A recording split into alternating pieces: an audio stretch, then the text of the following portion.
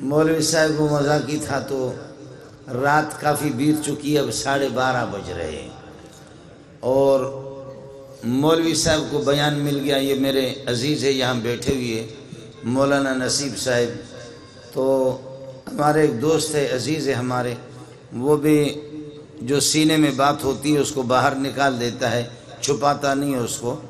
تو مولوی صاحب کو جب 1:30 بجے اور 2 بجے خطیبوں نے اپنی تقریریں کی، آخر میں مولوی صاحب کو بیان دیا کہ آپ کا بیان ہے، تو اب لوگ اس طریقے پر جھوم رہے ہیں اور سوئے ہوئے۔ تو ایک آدمی نے اس قسم کا بم چھوڑا کہ خدا کی پناہ،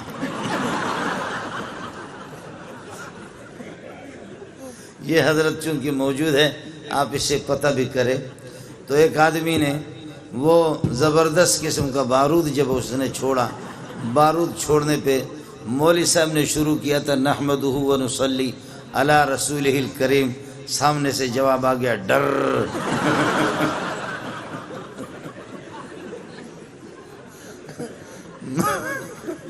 مولوی صاحب چونکہ میرا عزیز ہے تو یہ حضرت بیٹھے ان سے پتہ کرو۔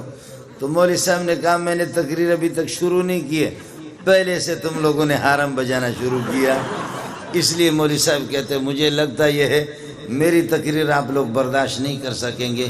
وآخر دعوانا ان الحمدللہ رب العالمین۔ مذاق کر رہا ہوں آپ سے،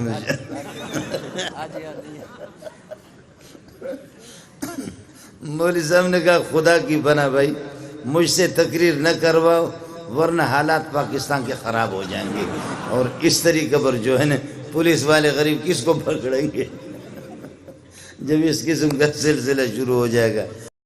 اب رات کو ہم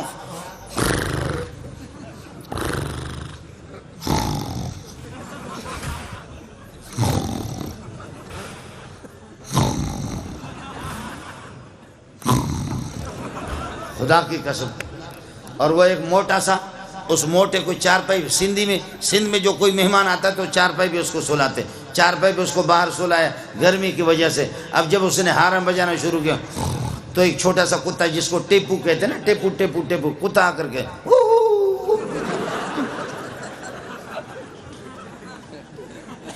اور پھر جب قاری صاحب پھر وہ حرم بجانا شروع کرتا کتا پھر بھاگ جاتا ہے، کتا پھر کچھ فاصلے پر جا کر کے پھر تھوڑی دیر کے بعد واپس آ کر، میں رحیم یار خان میں تھکا ہوا تھا، کئی دن جلسے کرتے کرتے کرتے کرتے تھک گیا۔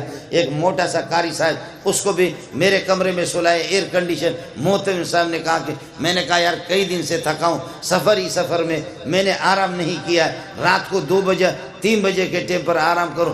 قاری صاحب نے وہ قرات شروع کی، خدا کی پناہ وہ اس نے قرات شروع کی، 7 اشرہ سے ہٹ کر کے 21 اشرہ چل رہا تھا، وہ 7 اشرہ بھی نہیں تھا، 21 اشرہ تھا۔ میں وہاں سے اٹھا، جا کر کے محتمم کے دروازے کو میں نے کھٹکھٹایا، محتمم غریب باہر نکلا، قمیص اس کی نہیں تھی، بنین پہنے ہوئے تھے، کہنے لگے کیا قیامت آ گئی؟ میں نے کہا یہ قیامت تو میں نہیں جانتا، یہ قیامت سے کم نہیں ہے، تم جاؤ کمرے کے اندر اس کو دیکھو۔ محتمم بڑا ہوشیار تھا، اس نے اپنے موبائل چالو کر کے لے جا کر کے اس کے قریب رکھا، میرے لیے وہاں سے اس غریب نے کوئی چارپائی مارپائی کہیں سے نکالا، ایئر کنڈیشن والا کمرہ مجھے نصیب نہیں ہوا، اس نے باہر کوئی چارپائی نکالی، وہاں پر کوئی مچھردانی لگائے اور کوئی پنکھا لگایا، ادھر پھر یہ کہ میں سو گیا۔ اس نے ٹیپ کر دیا، اور ٹیپ کر کے صبح کو قاری صاحب کو میں نے کہا قاری صاحب نے بھی، اس نے بھی 2 شادیاں کی ہوئی تھی، میں نے کہا قاری صاحب خدا کی قسم تمہاری بیویاں اگر نماز بھی نہ پڑھے تب بھی جنت میں جائیں گی۔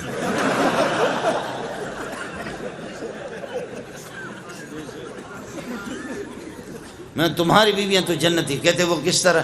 میں نے کہا اس ٹھر کی ہوتی وہ کس طرح سوتی؟ وہ بیویاں اور بچے ایسے جو تم نے ٹھر شروع کیا وہ کس طرح؟ کہتے نہیں میں کوئی ٹھر نہیں کرتا۔ محتمم نے موبائل کا بٹن لگایا، کہا یہ ہے سر، یہ آپ کی رات والی قراتیں جو آپ تہجد میں پڑھا کرتے ہیں۔ آج بھی آپ دیکھو ہمارے شیاطین کو، عمر کا نام لے لو، اور آپ کو یہ بتاؤں جن کو احتلام ہو رہا ہے وہ یہ کر دیں رات کو والسماء والطارق پڑھے، والسماء والطارق کے بعد قلم کی ضرورت نہیں، اپنے ہاتھ سے ادھر لکھو عمر عمر لکھو، اور یہ کہ اپنے ناڑے کو مضبوط باندھ کر کے شلوار کے اندر کرو۔ آپ کو احتلام ہو گیا تو مولوی منظور کو فون کر لینا، کبھی بھی احتلام نہیں ہوگا، شیطان ان پر چڑھتا ہے۔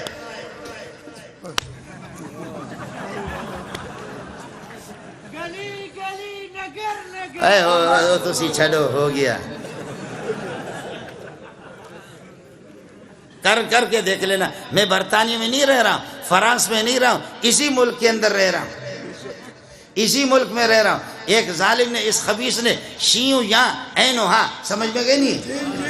شینو یا اینو ہاں، اس نے 2 گدھے رکھے اور خود ہی گدھا لیکن 2 گدھے رکھے۔ اس ظالم نے، اس خبیث نے ایک گدھے پر لکھا ابو بکر اور دوسرے گدھے پر اس نے لکھا عمر۔ اڑے چھوڑ، دوسرے پر اس نے لکھا عمر۔ اچانک ایک دن یہ کہ ان کو کھول رہا تھا تو وہ ایک گدھے نے کس کر کے اس کے منہ پہ لات مارا اور اس میں وہ مر گیا، مردار ہو گیا، لیکن ہمارے اخبار والے ہوتے تو لکھتے کہ شہید ہو گئے، اس لیے کہ یہ بھی تو گدھا ہے، یہ کہتے شہید ہو گیا۔ تو اس کو گدھے نے منہ پہ جب مارا، امام ابو حنیفہ کو بتایا گیا، امام ابو حنیفہ رحمۃ اللہ علیہ کو بتایا گیا آپ کا ہمسایہ شینو یا اینو ہا، کس کو سمجھ میں آ گیا؟